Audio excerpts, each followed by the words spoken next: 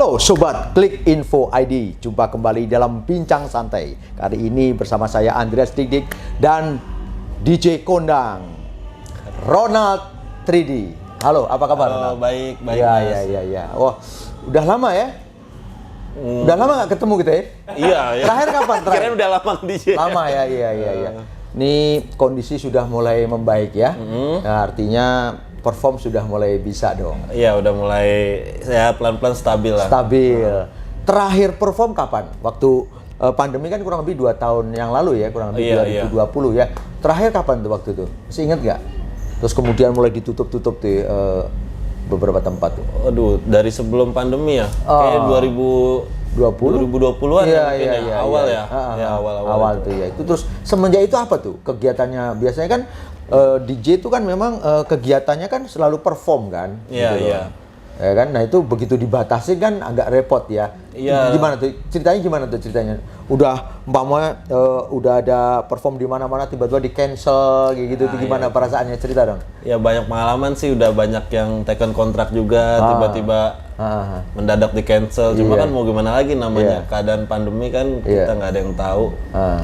Ya akhirnya banyak klub-klub ditutup. Jadi akhirnya juga kerjaan juga banyak yang kehilangan gitu, teman-teman DJ semua. Ya kita akhirnya pada lari ke streaming gitu Pak. Banyak. Salah satu platformnya kayak TikTok atau dan lain-lain atau YouTube gitu ya. Paling larinya pada ke situ sih. Tapi dari situ ada penghasilan dari TikTok? Ada ya. Ya, artinya penghasilan yang dulu dapat ketika perform ada tergantikan gitu kan, ada yang bener. Sama sekali kosong kan ada tuh. Iya, ada juga sih yang sama sekali nggak kerja, ada mungkin ya kita nggak tahu lah masing-masing kan rezekinya.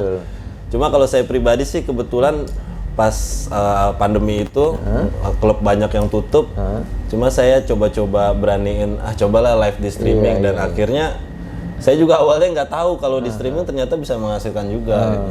Tapi tercukupi nggak? Biasanya kan kalau perform dapetnya luar biasa ya, banyak lah ya. Begitu separuh tuh terpaksa. Ya tapi kalau kayak ada cari pekerjaan lain nggak? Kan ada yang mulai jualan ini, ada yang online gitu. Ada pengalaman apa waktu itu?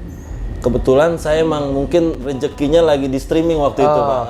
Jadi pas pandemi saya coba streaming live di platform-platform kayak TikTok gitu, dan ternyata malah ya rezekinya lumayan juga gitu, malah sama kayak yang biasa di reel gitu. Jadi tidak mengalami. Cuma kan kalau kayak di streaming itu kita ada masanya gitu, maksudnya nggak selamanya di atas gitu, kadang turun naik ya, rezeki-rezekian juga sih. Iya. Nah sekarang setelah kondisi udah membaik, berarti udah mulai banyak dong pelan-pelan mulai aktif lagi ya. Gitu ya. Terus sudah ada kerja juga sekarang, udah mulai kerja juga. Oke, ada pengalaman nggak? Pengalaman ini kan kalau kita ngomong DJ semuanya pengalamannya mesti bikin musik lah ya, ngerangkai lagu nih. Ada pengalaman lain nggak ketika pokoknya pengalaman yang unik Anda sebagai DJ? Pokoknya pulang DJ pernah melihat sesuatu atau ditemenin sesuatu gaib gitu. Iya. Kalau soalnya saya lihat kan kalau orang DJ itu rata-rata kerjanya kan malam tuh kan, pulangnya bisa jam 1, jam 2 gitu kan. Nah, ada cerita nggak, pengalaman nggak? Pengalaman yang mistis-mistis gitu sih paling ketika pas kerja gitu. Kadang kan saya kalau kerja itu suka masuknya awal gitu. Ketika awal gitu kan belum banyak pengunjung kan, masih sepi. Jadi kalau saya kerja tuh sendirian gitu, terus masih sunyi gitu. Nah, ya kadang suka kayak mungkin halusinasi atau gimana nggak tahu juga, cuma kayak suka ada yang diliatin gitu sekilas gitu ya. Cuma nggak tahu itu perasaan saya apa gimana, nggak ngerti juga. Seperti apa? Ya misalnya kayak ada orang lewat, tapi pas diinin ternyata nggak ada. Terus saya tanya karyawan lain, waiters atau yang lain gitu, tadi lewat sini gak? Terus katanya enggak ada lewat situ. Nah, makanya itu siapa ya tadi, pokoknya ya sering lah kejadian-kejadian kayak gitu. Tapi nggak pernah nampak ya, maksudnya enggak sih, dia cuma laki perempuan gitu enggak gitu ya. Nah sekarang pengalaman dengan ini katanya kalau DJ itu kan hubungannya kan DJ cowok DJ cewek gitu ya. Ada nggak pengalaman dengan temen DJ gitu? Pengalaman gimana nih? Ya, pengalaman. Ada pengalaman apa gitu dengan DJ cewek gitu, ada nggak? Ya nggak ada sih. Nah, panggilnya Bung aja ya, Bung Ronald ya. Oke, Bisa siap, Bung. bisa terjun di dunia DJ ini gimana awalnya? Dulu apa? Lulus SMA langsung sekolah DJ apa? Kemana dulu bisa nyangkut tuh? Gimana ceritanya? Jadi gini ceritanya, awalnya emang saya tuh suka main ke klub-klub gitu. Oh, Ya, dari muda? dari SMA. Oh, dari SMA. Ini Masih sekolah anak sering gaul main-main juga ke ya? klub ya, ke klub-klub malam. Terus ya namanya masih muda gitu, kayaknya ngelihat seorang DJ tuh keren gitu, auranya di atas panggung, di atas stage gitu bisa ngibur orang banyak, bisa bikin orang joget-joget. Kayaknya seru juga gitu. Nah, akhirnya ya saya cobalah cari-cari info tempat belajar DJ di mana, dan pada tahun 2008 saya mulai belajar DJ. Gitu. Di mana tuh? Di kota mana kira-kira? Saya belajar di Jakarta Selatan, namanya Rumus DJ School. Oh. Nah, itu tentunya nggak murah lah ya sekolah DJ itu. Katanya kalau belajar DJ itu harus punya peralatan. Peralatan DJ itu kan mahal. Sebenarnya kalau punya peralatan sih nggak wajib sih ya, karena kan kita bisa sewa studio, bisa rental. Tapi kalau buat yang mampu bisa beli alat ya silakan juga. Cuma itu nggak wajib sih. Jadi nggak semuanya DJ wajib punya alat. Saya juga dulu berapa tahun jadi DJ baru sanggup beli alat gitu. Jadi awalnya saya nggak punya alat juga gitu. Nah, terus dari mulai kamu belajar itu berapa bulan itu? Atau saya belajarnya tuh cuma 2 bulan. Cuma kita ngelancarinnya itu nggak terbatas, sampai sekarang pun saya masih belajar gitu. dari kamu belajar kan belajarnya 2 bulan tuh. Setelah itu kamu ngelancarin di rumah sendiri atau sewa-sewa? Saya rental studio. Jadi ada beberapa les DJ yang menyewakan rental juga buat latihan DJ gitu. Nah, perform pertama di mana waktu itu? Masih inget nggak perform pertama? Aku perform pertama kali ada di Barcode Jakarta. Tapi sekarang udah nggak ada. Oh gitu. Yeah. Nah, itu perasaannya gimana tuh waktu pertama kali Anda Waduh. berdiri di atas panggung? Iya. Gimana Itu ceritanya sih nih? paling apa ya, paling lucu sih ceritanya. Jadi kita udah lancar banget nih. Pas lagi latihan gitu udah ngerasa lancar, cuma pas keadaan di atas panggung tuh itu mental yang kena. Jadi namanya biasa kita latihan nggak ada yang nonton, tiba-tiba kita main di stage yang nonton ratusan orang gitu. Langsung keringet dingin kayak. Sempet main berantakan tuh pertama kali. Pasti semua DJ ngalamin lah itu.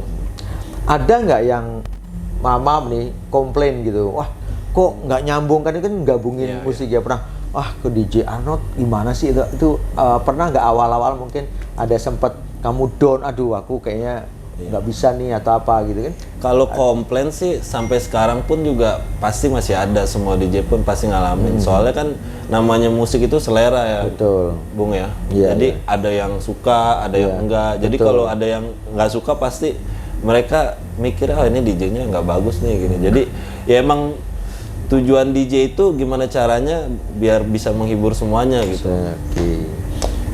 Pengalaman diundang DJ yang paling jauh di mana? Aku paling jauh itu di Palopo. Palopo itu Makassar. Makassar. Jadi sebenarnya awalnya bilangnya tuh pas diundang di Makassar, Bu. Pas saya sampai Makassar tuh sekitar 2,5 jam kan. Saya pikir dari bandara itu ke lokasi deket, ternyata dari bandara itu masih 7 jam lagi. Wow. Waduh, itu pengalaman paling ya ada suka dukanya lah pasti. Iya. Nah, kalau DJ itu sebetulnya ada ininya nggak sih? Kayak semacam kayak penyanyi gitu, mana? Oh, ini alirannya jazz, rock, pop. Pasti ada. Jadi, kalau Anda sendiri apa tuh? Iya, setiap DJ tuh punya genre masing-masing ya. Jadi kalau saya sih lebih ke musik breakbeat sih, atau musik dance kayak gitu-gitu. Nah, yang paling banyak digemarin oleh orang tuh jenis musik apa sih? Kalau itu dia kembali ke selera juga. Karena saya juga awalnya malah nggak di breakbeat. Awal belajar itu saya main genre itu progresif, tech house, kayak gitu-gitu, soulful. Cuma berjalannya waktu saya malah banting setir ke musik breakbeat gitu, musik-musik kota gitu. Oke. Cuma ya kalau ditanya banyak mana itu relatif sih. Ya kembali musik itu selera gitu. Kayak misalnya ada yang suka musik dangdut, tapi ada juga yang nggak suka sama musik dangdut gitu kan. Tapi ada yang suka musik jazz, ada yang suka musik rock, ya gitulah. Selera intinya. Kalau Bung Ronald sendiri, ini apakah DJ ini akan dijadikan apa ya ibaratnya tuh penopang hidup seterusnya, ataukah mungkin kedepannya wah aku mau jadi ini aja dah, nanti jadi sutradara atau jadi ini atau jadi MD atau apa? Apakah kedepannya akan terus menjadi profesi ini? Ya profesi DJ ini kan nggak apa ya, nggak ngejamin buat selamanya lah. Pasti saya juga ada kepikiran mau usaha-usaha sendiri gitu. Cuma sampai saat ini sih saya masih tekun di dunia DJ aja sih.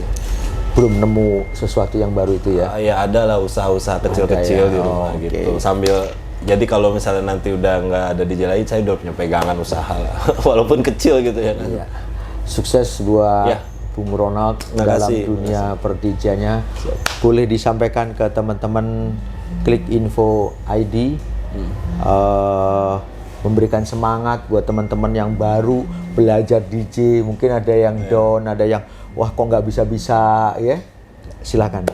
Oke, buat channel YouTube Klik Info ID jangan lupa di subscribe ya, di like. Semoga channelnya semakin lancar, makin maju, makin top. Dan buat teman-teman DJ, buat teman-teman yang baru belajar, tetap semangat terus. Semoga karirnya dilancarin terus ke depannya. Yang penting tetap semangat dan konsisten. Amin. Oke, itulah bincang-bincang kita bersama Bung Ronald.